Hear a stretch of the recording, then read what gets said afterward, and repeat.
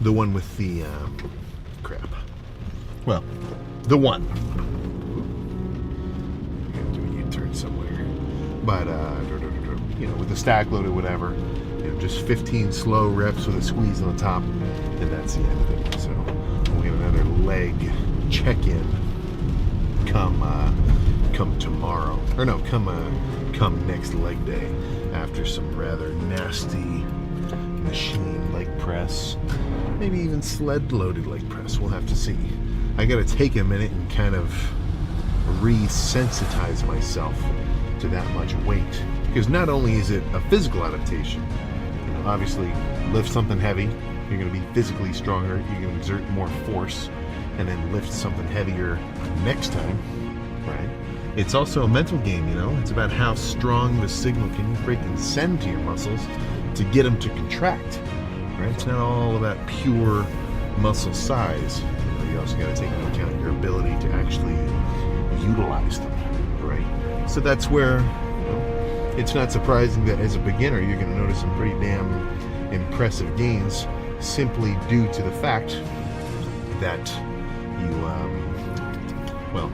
you're getting stronger both physically by progressive overload and everything else, but you're also mentally kind of adapting, and getting more, maybe not resilient is the right word I'm thinking of, but just more able to kind of send those signals and actually make that shit happen. If you can catch my drift. So since I haven't, squatted a crazy amount of freaking weight for the last few months, my legs are, let's just say I gotta simply train my nervous system to be able to handle freaking thrashing them, which shouldn't take too long. Frankly, I think after probably 2 or 3 weeks right now of eating a lot of food, pushing it in terms of the my maximum physical sort of output of a set's intensity. So obviously I don't mind a lighter squeezing kind of torturous set of leg extensions. Obviously hamstring curls are sweet, right? I'm not doing 5-plate RDLs like we've seen some of these beasts doing. But with quads, man, and really with any muscle you can actually load some weight around with, I mean, there is a certain degree of just, oh man, I want to look like I work out. I want to look like I have a big chest. I want to look like I can throw a lot of weight around. Like that's kind of the, if you boil it down, the logic of like what do you call them? Not a kism, what am I thinking? Well, that's like a pretty big shift in the mentality of lifters, be you a power lifter versus a bodybuilder, kind of, more looks focused. Is okay, I want to lift a lot of weight, and then on the far side of the spectrum, the bodybuilders can say, I want to look like I can lift a lot of weight. They're not necessarily so concerned.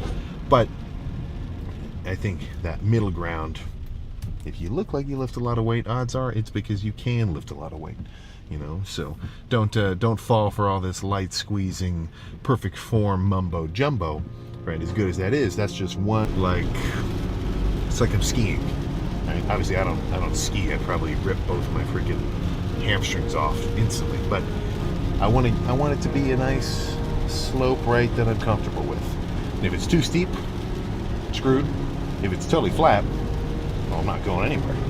So I want to be right there where I'm steadily getting bigger, steadily making progress, which it should correlate pretty directly with the gym sessions kind of weight and intensity, right? Obviously the bigger you get, the stronger you're going to be.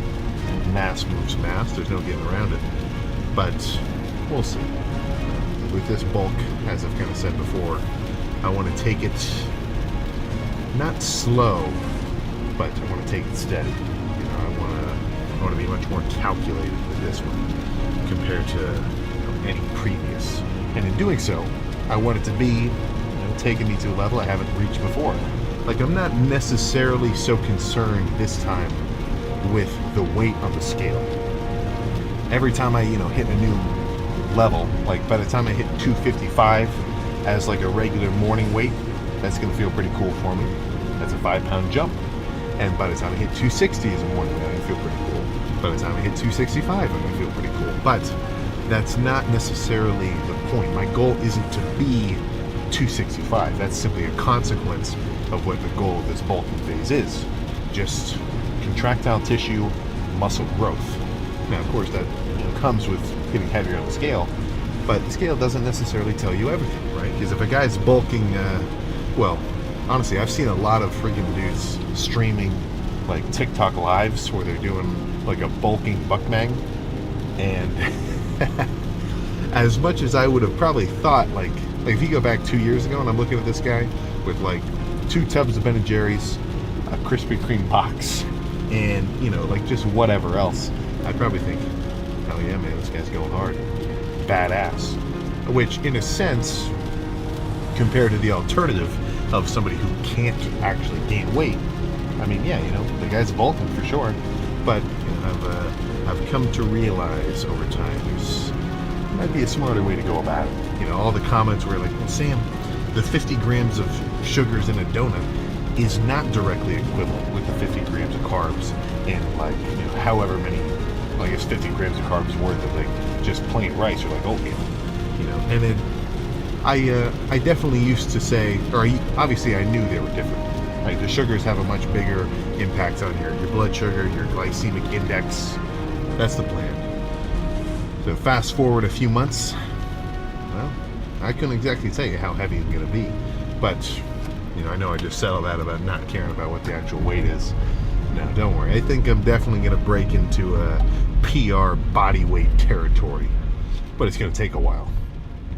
As quick as I just gained, 20 or so pounds from competition time, that's not 20 pounds of muscle. That's 20 pounds of freaking nothing. Just carbs and water, right? If my body's acting as a sponge, which in a sense you kind of can think of your muscles as doing so, right? All those fibers and stuff can be full of glycogen and water, or they can be depleted, and the difference is pretty staggering. Like I think, yeah, basically just an instant jump of having all the muscle cells, and well, really just all your cells in general, having filled up with glycogen. Now that I'm back on a normal amount of food, that's all that's changed. I don't have any new muscle from the last few weeks. Well, maybe a little, but nothing like crazy noticeable from the last few weeks of eating a bunch of food. I'm just carved back up, and now I'm in a full state. And for me, a full state means a growing state. So I'm going to keep chowing down on food. We'll get some more full day of eatings going in here, and some grocery trips as well. So tomorrow's going to be a chest day. I think I might go to a fancy pants gym, really change it up. I kind of like doing that. Just checking out new places, different vibes, different people, different energy. But either way, even if it just ends up being a damn Planet Fitness lift, I know for sure I'm going to have a gnarly sort of chest pump. But I think that's all I got. So I'll see you then. Get amped up by the energy that's feeding the guy, and then just fucking go. Like, I'm not even talking specific thoughts. Like, honestly, I've never really been one to go through the scenario logic, where it's we've all kind of heard the freaking classic Dorian Yates, imagine somebody's got a fucking gun to your little baby's head, and if you don't get one more rep, that sort of thing. I've never really gotten into that so much, but like kind of getting flashbacks in a way here. Mainly before squats, barbell is where I can really get amped up and kind of excited.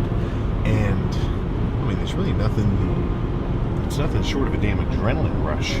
Like something about the squats, it pushes me over the edge. Because with Smith bench or Smith squats or leg press, I never really get that same feeling. But I'll be sitting on a block before 5 plates, 5.5 plates, even the rare 6 plate appearance, even though that was never really super frequent.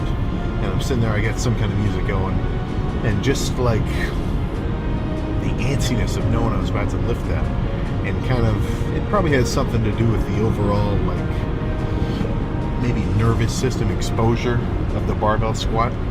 Just something about it, right? It kind of makes it click for me. But I'll be sitting there and then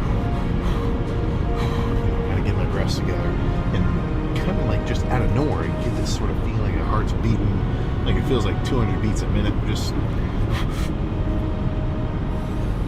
go crazy, right? So that's what I'm trying to embody. I'm trying to get a little bit more of that energy to flow now that I'm, actually got some food in my system. because my dieting phases are always a break from that style of training. And what I mean by that is, like, when I'm dieting down, the point isn't how much damage can I do, and it's never how much damage can I help you fight against it. You know, being uncomfortable in general, I mean, really exerting yourself in a set, it's not something you can do forever. You only have kind of a short, limited window of just, you know, even your breath to be able to go about it. But that's where, you know, dieting, bulking, whatever, I think it's important to have a little bit of, I guess, what you could call a preset ritual. And it's not that flashy, nothing fancy there, but it's music playing, something playing, phone down, no talking, take a few deep breaths, kind of clear your mind, and then just get after it. You know, very guttural, very primal. I mean, I'm really not a fan of seeing it. Like, if you're warming up, it's different. If I'm doing tricep extensions, or if I'm doing like rotator cuff or just cable crossover kind of stuff, just getting my shoulders warmed up, like today, during today's workout in the beginning, and I'm not doing my working sets, then yeah, I mean, I'll be chatting. Like, if I'm talking to somebody, I can do my warm-up as I'm talking.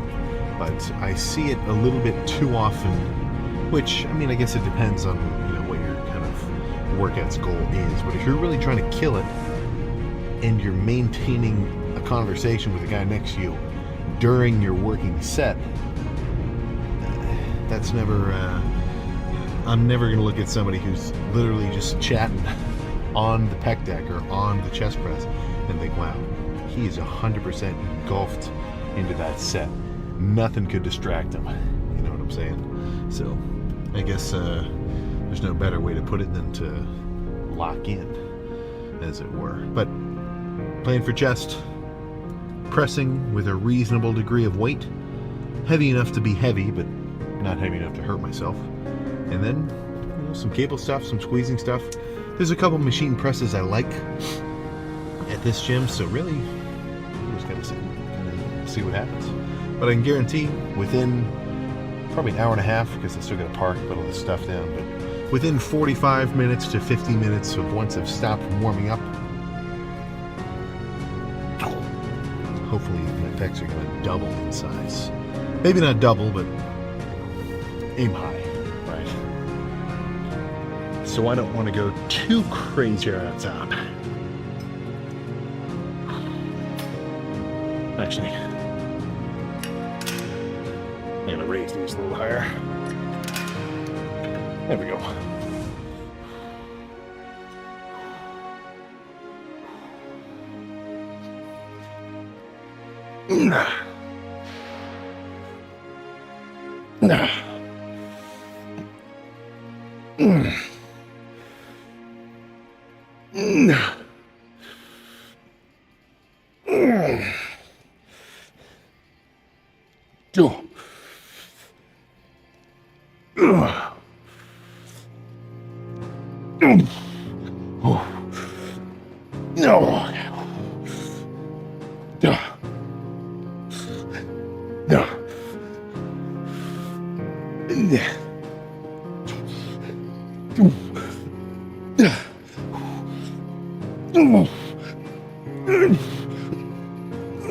Okay.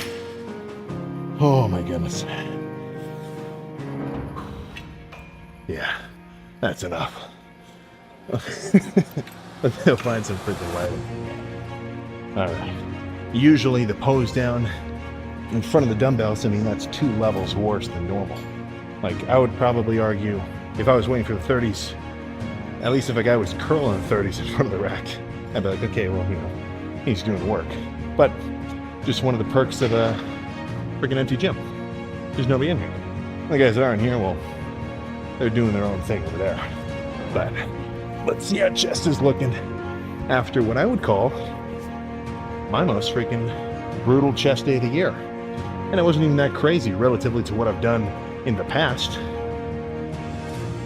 Certainly feeling the fullness effect of, I would probably attribute at least a little bit of that to the fact that I do a lot of, or that at least I have done a lot of forearm training where, I'm hanging like a 50-pound dumbbell off the side of a bench and I'm like doing curls like this, or hanging my hand off my knee and doing like 20-pound reverse curls. Obviously, you're never going to be able to thicken up your, your ulna and your, you can never thicken or like strengthen these bones, but, the tendons and ligaments and just kind of beef around it. You can definitely beef up your forearms. That's not a gripe I really hear people talk about now. I used to see that in comment sections all the time. People talking about how they wish they could thicken up their wrists. Forearm training, I think, will definitely play a role. But not only that, it's going to make any other free weight pressing a much safer and enjoyable experience. I've seen a lot of videos where guys are, they're throwing up a bunch of weight, not even sumo grip, or no, what I'm saying, not even suicide grip.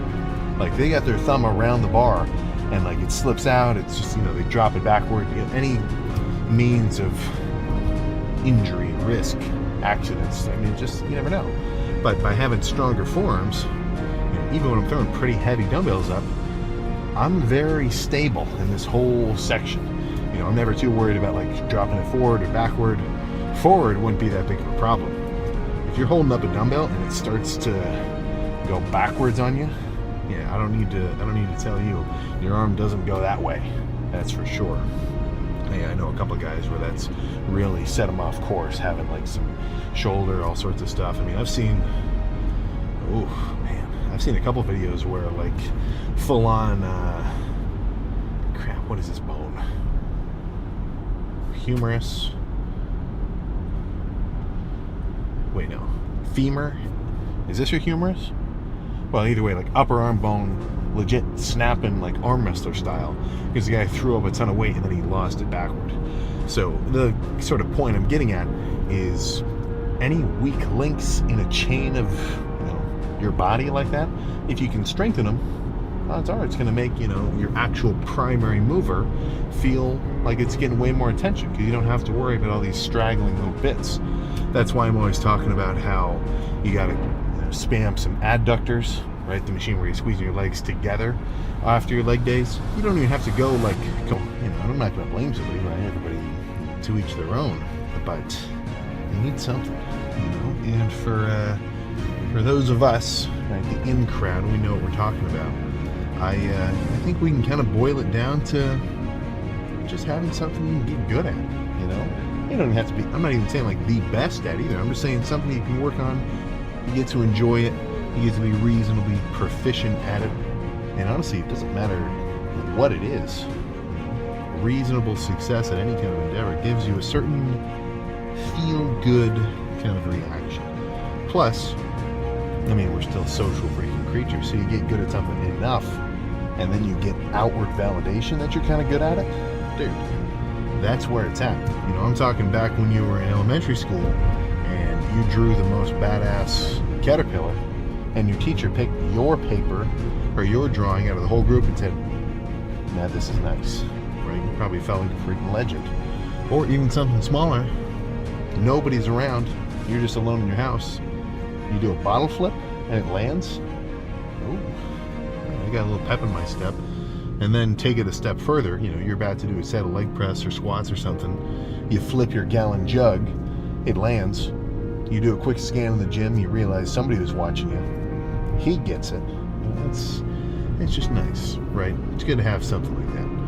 And the exact opposite side of the spectrum of doing, just having some kind of thing you like to do, I think is, anybody who's just real gossipy, right? They love it. So, if you want to indulge, I'm not going to say I don't.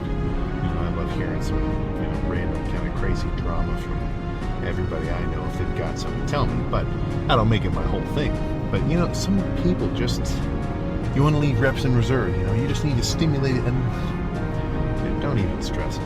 That whole end range of a set, like first few reps, obviously if you could do 20 and you stopped at 5, I don't think that's doing a ton for you, right? So if you could do 20 and you do 10, that's a little better.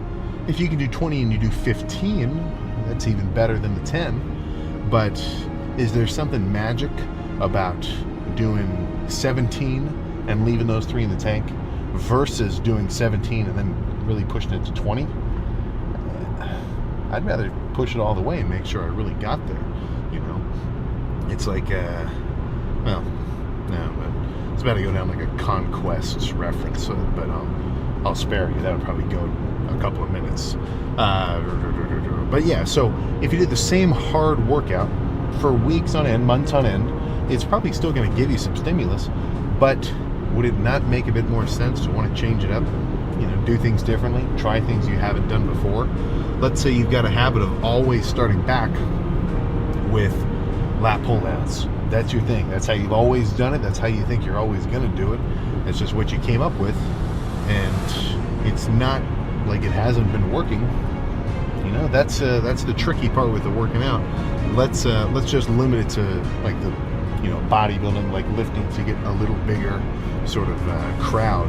But guys can make gains doing very different styles of working out, right? I'm talking higher volume, lower volume, freaking upper, lower, full body workouts, like guys who actually do a bro split,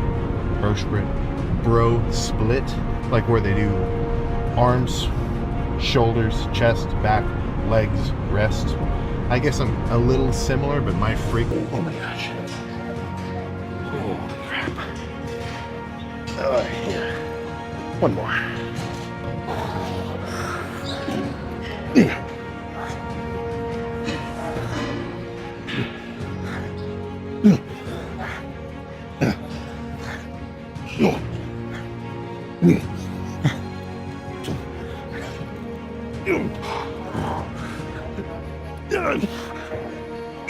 Okay.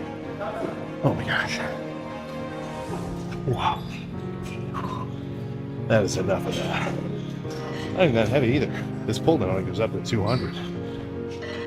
Again, I'm going to do this set with a little bit of taste, right? A slow and controlled squeezing set that's baking. You're following the instructions perfectly. You're not veering off the path. Squeeze, squeeze, squeeze.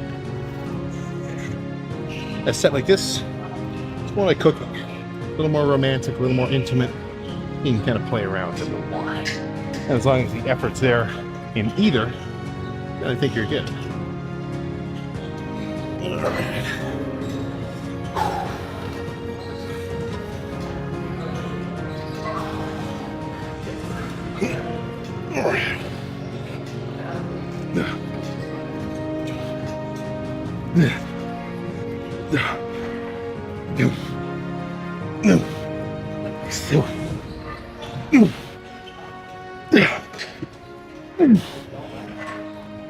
Way up. No. Okay.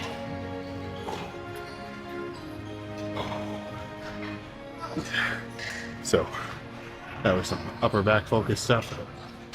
Some pull downs, and then now another. That's baking. You're following the instructions perfectly. You're not veering off the path. Squeeze, squeeze, squeeze. A set like this, it's more like cooking. A little more romantic, a little more intimate. You can kind of play around with it a little more. And as long as the effort's there in either, then I think you're good. All right.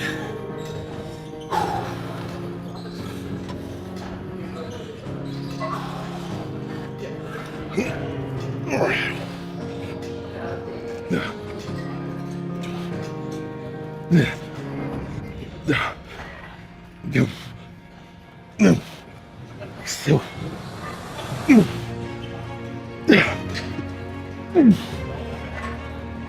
Way up. No. Okay.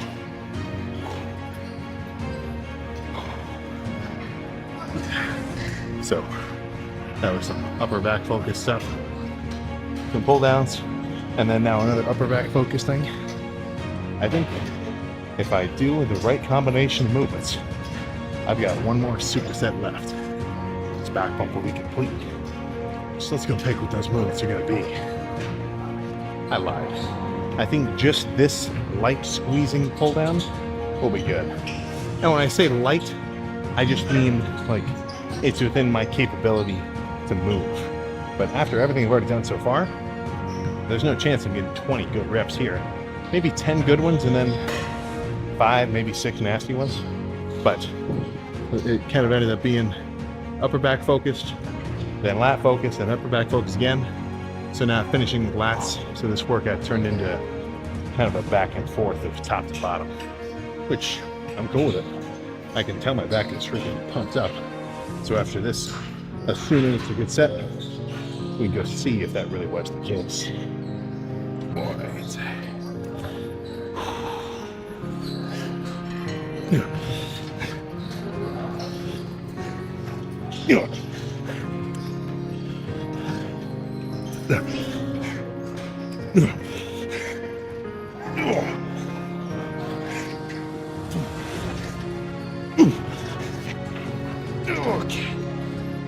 Oh my goodness.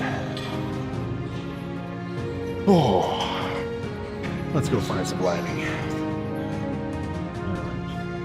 I've been relegated to the cycling room, as all steak when you got back home, to all the detailed fancy dances that it's really going down the rabbit hole of now. But I'm exaggerating. It's not actually that deep. It's really just a consequence of the social media side of fitness, right? And I'm not saying like, oh, social media is so bad. No, I just mean, it's all about sensationalism. What's new, what's exciting. People have been doing push-pull legs for years and it's been working for years. Nah, screw that shit, man. We're doing full body. Screw that shit. We're doing upper lower. We're doing whatever. Don't freak. That's my message of the day. Don't freak about the details. If you're going hard. And if you have a scale and you weigh yourself reasonably consistently, then if you're making gains, if you're getting heavier, if you're putting more muscle on your frame. And if you're not, then that's a cue. Something's got to change. You got to train harder, maybe train more consistently, sleep more, get your diet in tune. If all those variables are just freaking, being left to the wind, what are the odds that you're actually going to make any kind of consistent progress, right? What are the odds that your car is going to make it on like a freaking road trip if you got loose freaking lug nuts, every tire's a different PSI, you're sputtering, you got one spark plug kind of just, maybe on every third rotation it'll go off. It's just not going to work out, right? So that's where I'm trying to focus on my consistency for this bulking phase and make sure that I can really kind of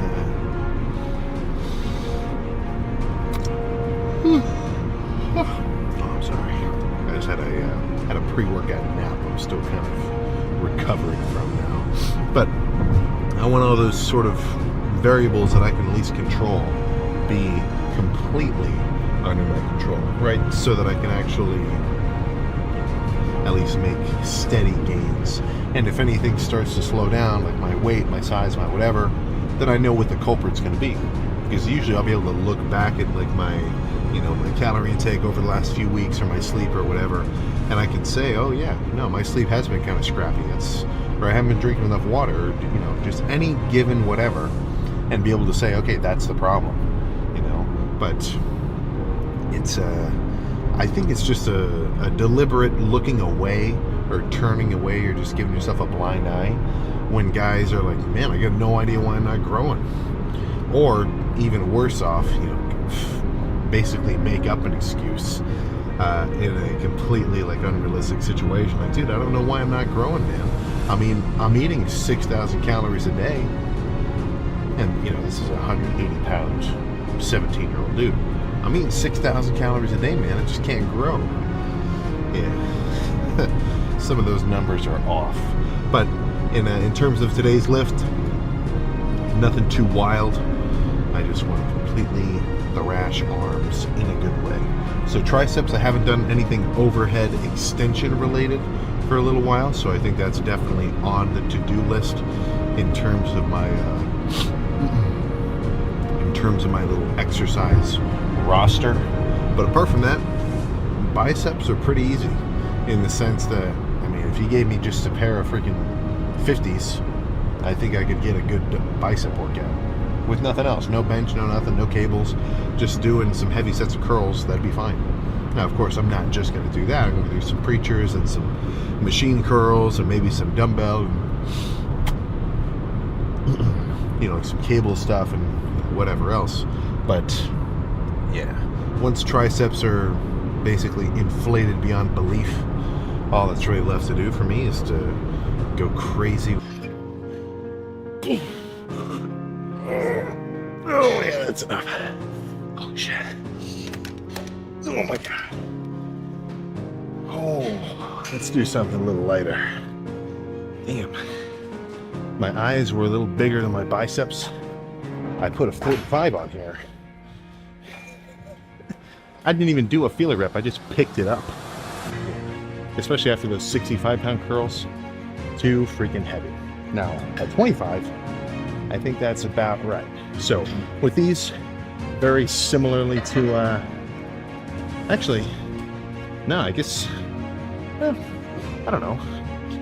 Honestly, this is kind of a pretty complete movement, at least in terms of something you're not going to be swinging with too much, but an awesome stretch at the bottom, and the weight gets lighter relative to my biceps as I get to the top, and that's where I can really have like a squeeze and a flex, you know, because obviously it's going to be the heaviest when the weight is the furthest away from my elbow, and the more I bring it up, all the weight is just being translated through my forearm bones, so my biceps can actually have a bit more leverage, as it were. But no more explaining.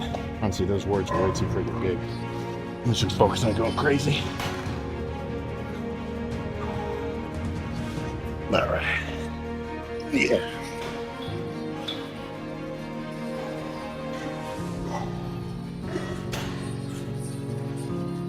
Oh.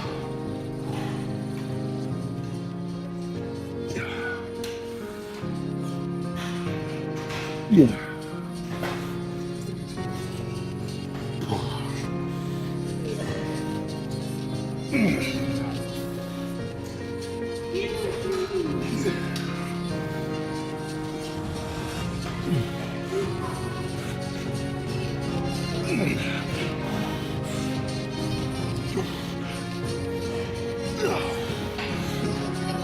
Okay. The only problem is, like, if I want to get my biceps really in line with the loading, I have to put my elbows closer together. But I'm running into a bit of a cleavage problem, just I don't want to actually touch.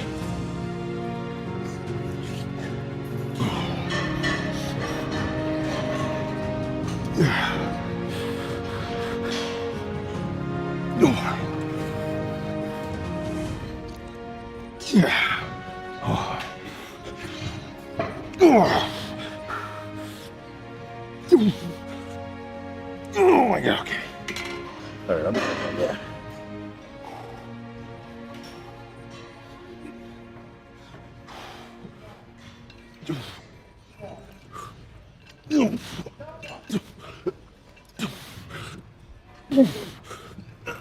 Oh, god.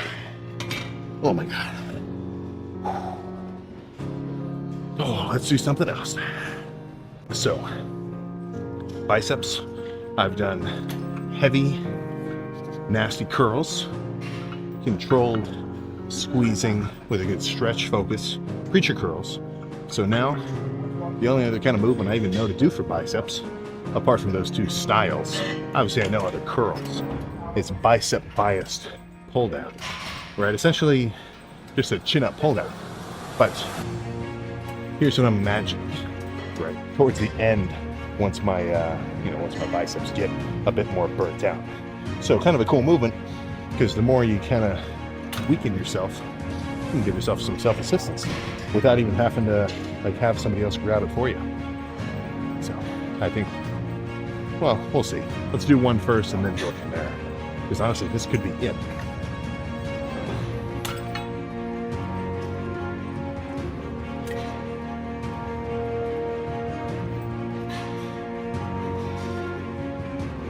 And the straps help me keep from turning it into a forearm curl. That's why I strapped in for the dumbbells earlier. Okay. There we go.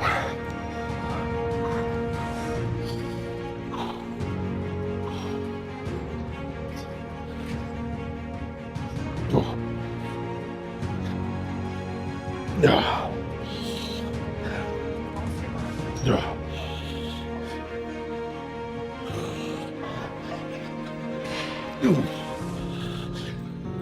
Yeah. Yeah.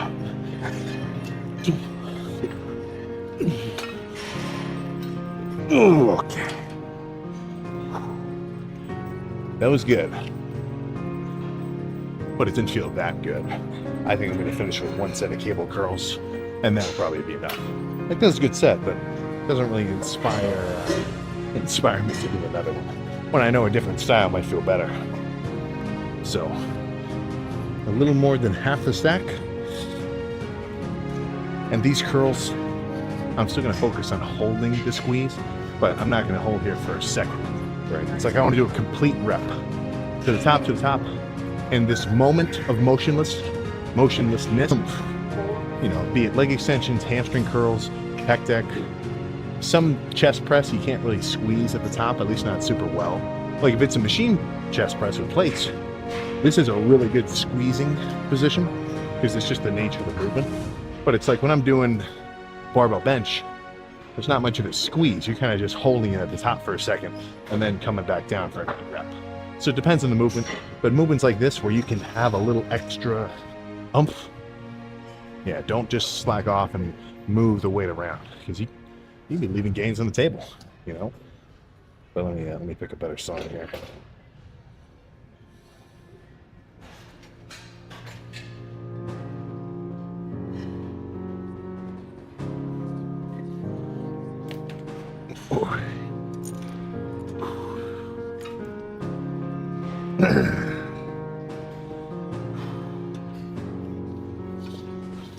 All right.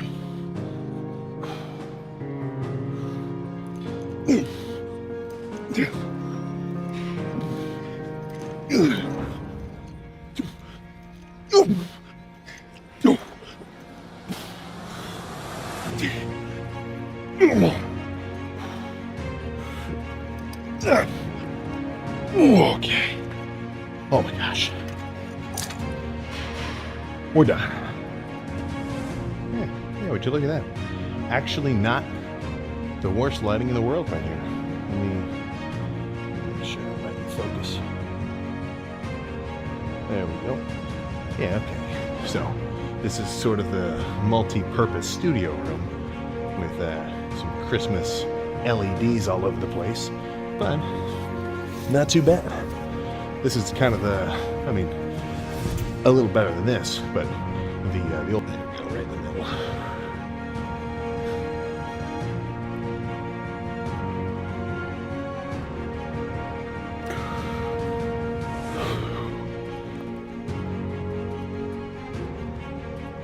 Oh man, yeah, freaking sweet. Oh fuck, or frick, forgot the measuring tape, but a good little test.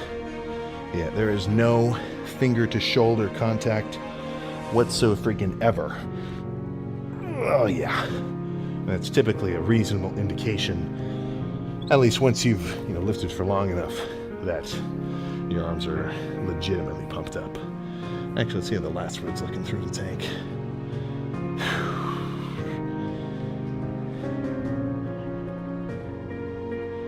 Yeah, get some solid width there. So yeah, this is what I'm aiming for. By the end of this bulking phase, right, I want that gap between my lats and my forearms to be full. You know what I'm saying? I don't want there to be any space. So that's where all the pull downs and heavy rows and everything else are going to come into play to really kind of both thicken up and widen my back, which is a little bro sciencey, but that's kind of what I'm thinking when I think about my exercise selection.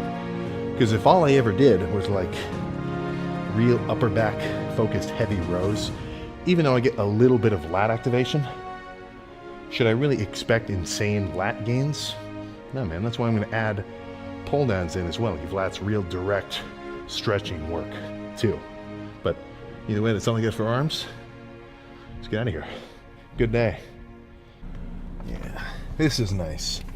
Honestly, this last week, or what am I saying, like 6 weeks of arm days, or, you know, even just like month to month, now it's still marginal, but semi-noticeable. Like the scale will read a higher value because I will be getting heavier. But day to day, it's not for you. It's for you in the future, right? So it's like, at least as far as I'm concerned, if you're working out and you do want to be bigger, you do want to continue to make hypertrophy gains, then a bulking phase, at least a minor bulking phase, may be necessary. Now, don't mix my words around here. I'm not saying that you have to go perma-bulk and get like Karakios Grizzly level soft. That's not what I'm trying to imply.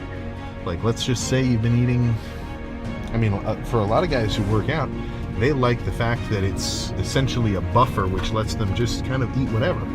You know, like a lot of guys, I work out hard, I eat whatever I really want to. You know, sometimes I have some treats, whatever.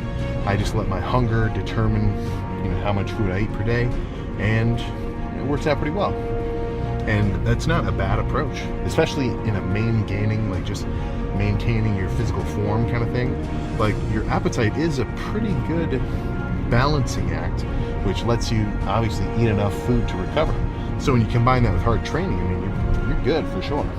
But if you want to push past whatever rate of growth you're at then, which sometimes, I mean, if you're just eating when you're hungry, you're not actually making a thing out of the diet. I mean, I wouldn't be surprised if some guys, if not a large percentage of guys, aren't really making any noticeable gains, you know? And all it takes is an extra 400 calories per day on average. But you have to make sure that every day you do hit that extra 400. So instead of just, you know, letting your body self-regulate, you kind of have to actually take conscious control and say, okay, I got to make sure I eat this much of this, and this much of this, and this much of that, and whatever.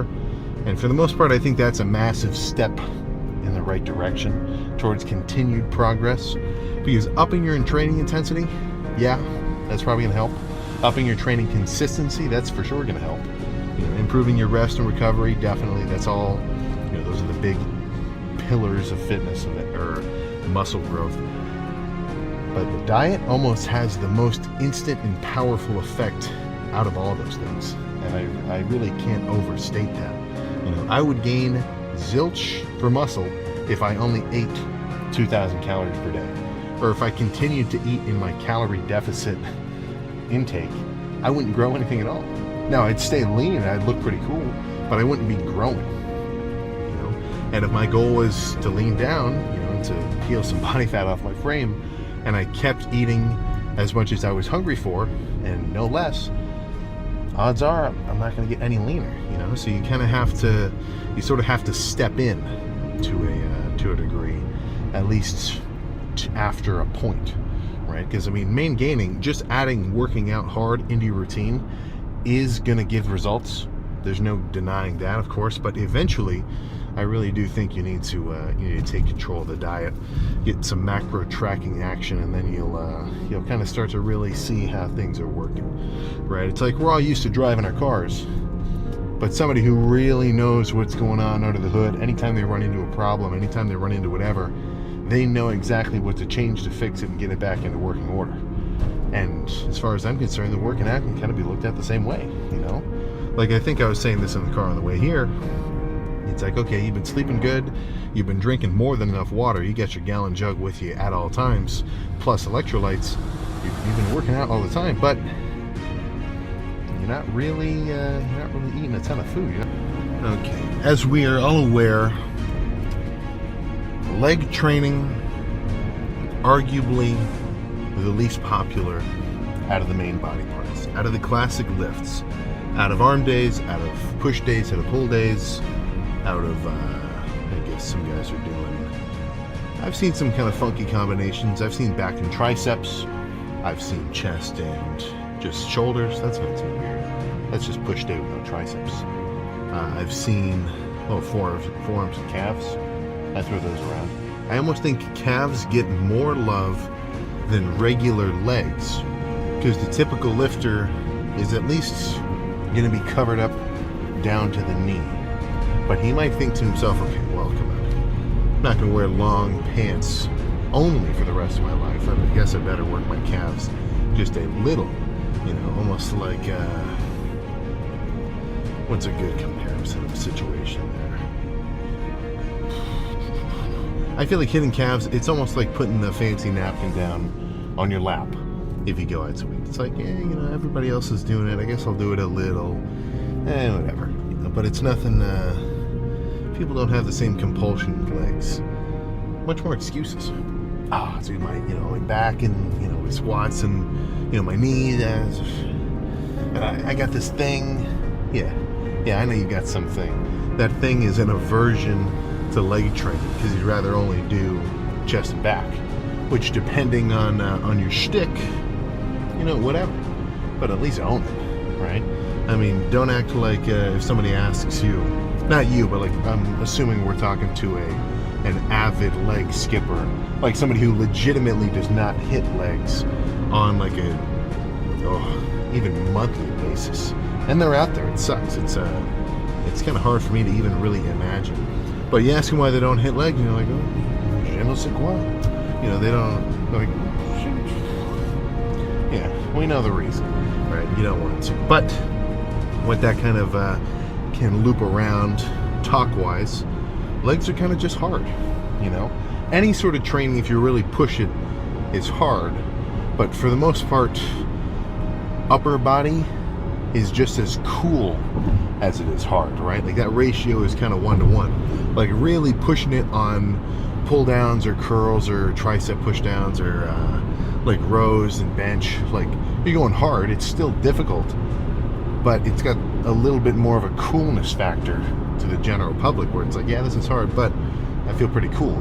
Let's say your gym has like a pec deck that's right up in front of a mirror, which is really where they should be, or at least mirror adjacent so that you can see yourself actually doing the reps.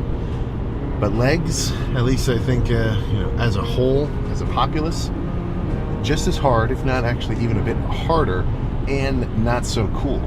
Because not everybody wants to come into the gym wearing like, damn 3-inch or just 5-inch inseam shorts and like roll them up when you do leg extensions to really see their quads. Plus, it takes a minute to even get quads big enough that you can really see much definition in the first place while you're actually doing any working sets. I'm still one to cover up, but that's just because I like to sort of make the pump something to be revealed at the end of a lift, right? But it's I guess I'm not exactly sure why. Well, I know why. It's kind of hard, but having big legs is kind of cool. And if you can't kind of get yourself amped up to train your legs that hard, at least think to yourself that odds are everybody that you're looking up to, like not even, you don't have to be a massive bodybuilder fan. Like if you lift and you like lifting hard, you've watched all those damn Jay Cutler videos where he's got the towel on his forehead. You've watched all the Lee Priest sets and all the damn Tom Platz workouts and everything else. These guys all hit legs, so at least take that as a little bit of a maybe a path that's been sort of trodden down by the greats and follow suit. But what I was actually going to get into was when it comes to reps in reserve, right? What is my stance? And when I say that, I don't necessarily mean for everyone. Like there's one kind of training that I'm most concerned with. Guess whose training that is, right? It's mine. I'm not necessarily concerned with how anybody else does it, as in like, trying to say if they're doing it right or say if they're doing it wrong. Like I want muscular development style results, and as long as my training is putting me closer towards those results, then I'm cool. And I want to work it up and improve it over time as well. But that's kind of where my focus ends. Like of course we're going to get into all the back and forth, science-based, everything, whatever. But at the end of the day, it's just chatter, man.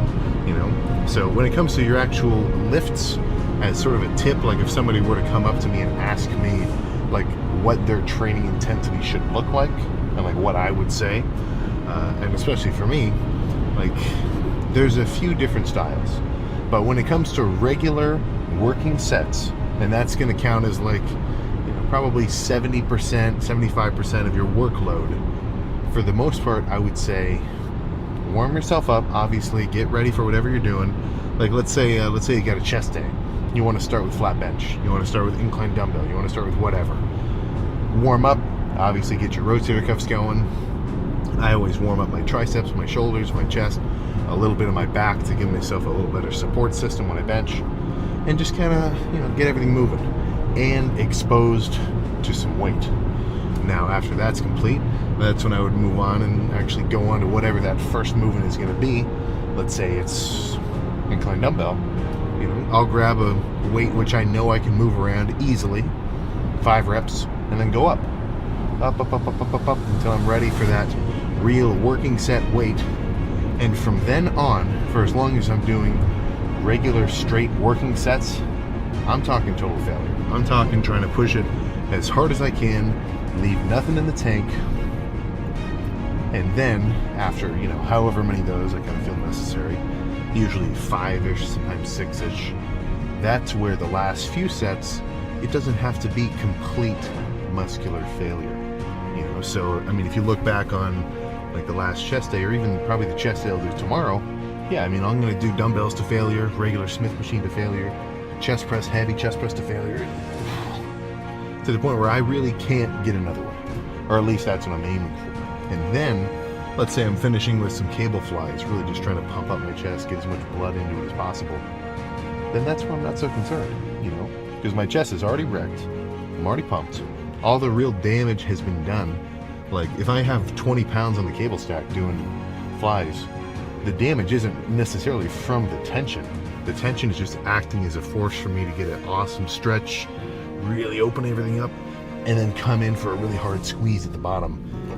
And if my chest is on fire and I only do 15 reps, but I maybe could have done 20, or let's say I did 20 and maybe I could have done 25 if I really pushed it, I could call it a 20 and say that was still a good set, because that's more of a sort of pump inducing just finisher for the squat, like the same amount as if I was fresh.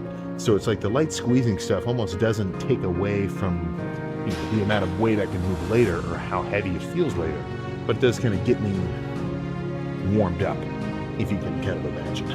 Plus, you're never going to hurt yourself starting off with something light and squeezing. So it's kind of a good little opener approach. But let me see something here.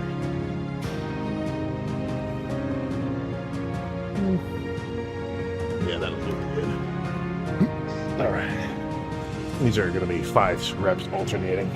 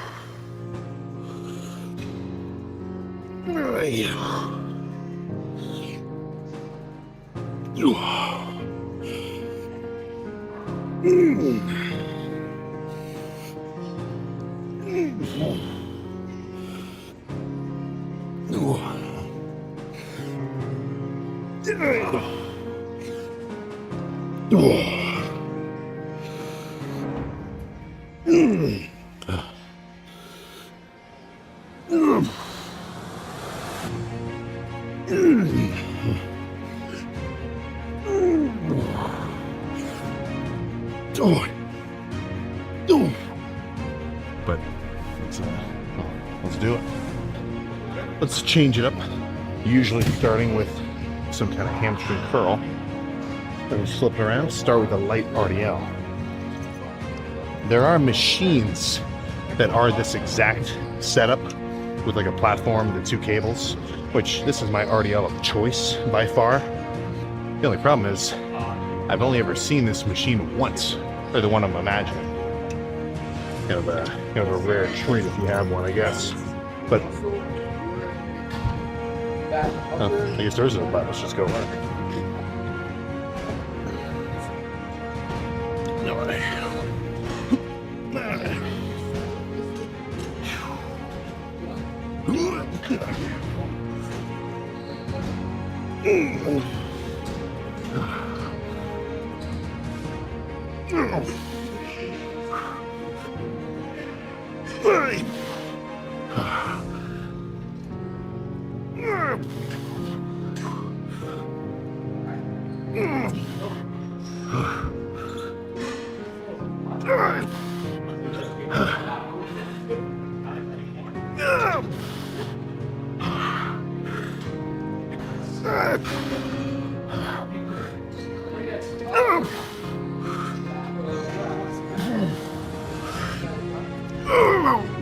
No.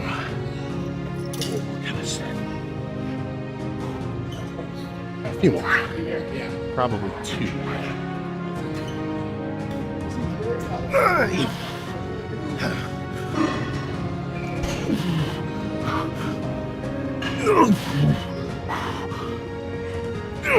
Okay. Oh my God. One more. I can tell it's starting to use some. Yeah.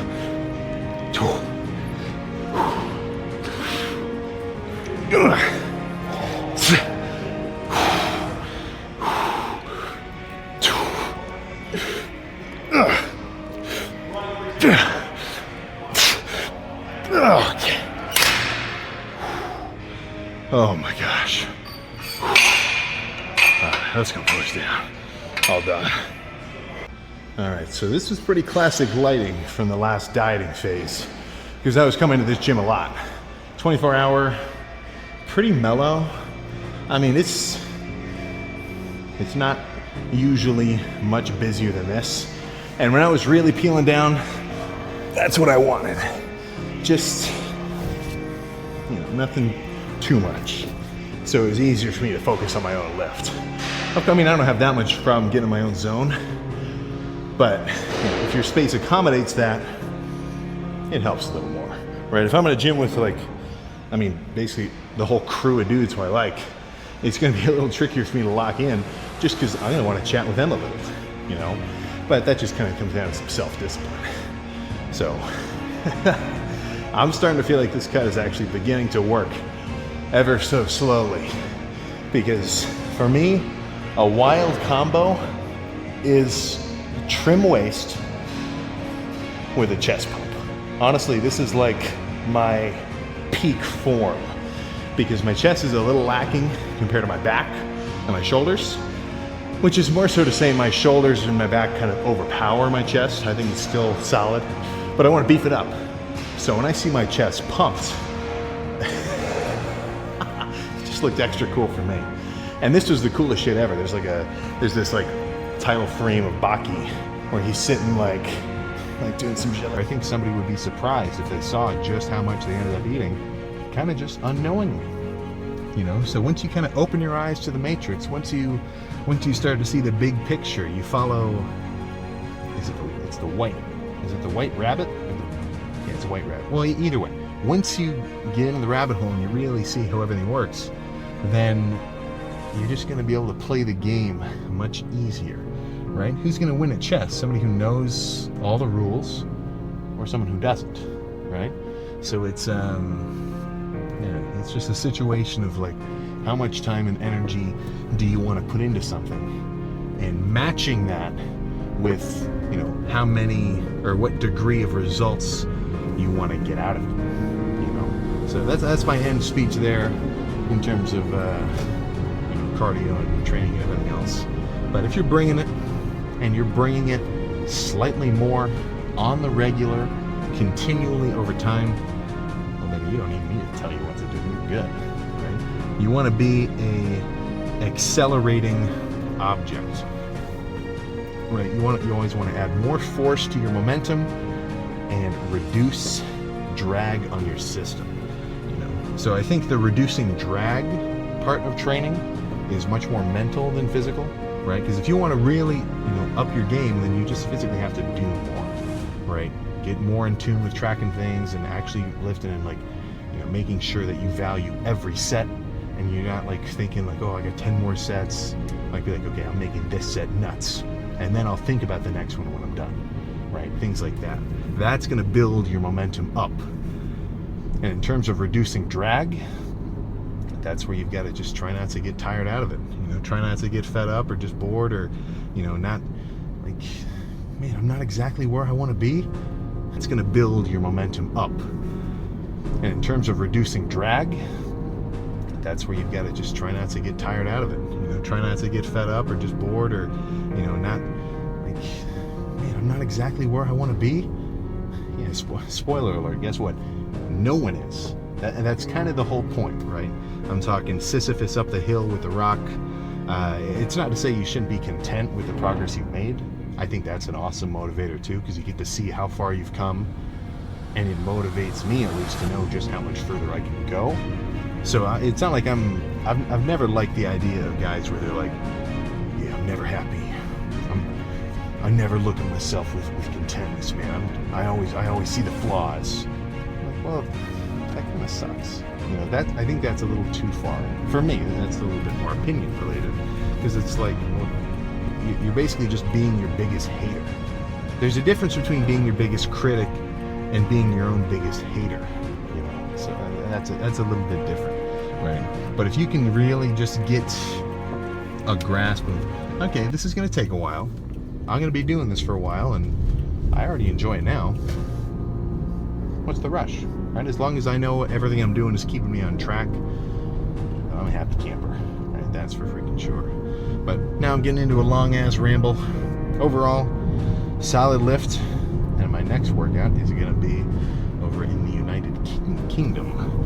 So I'm going to have to flip my accent.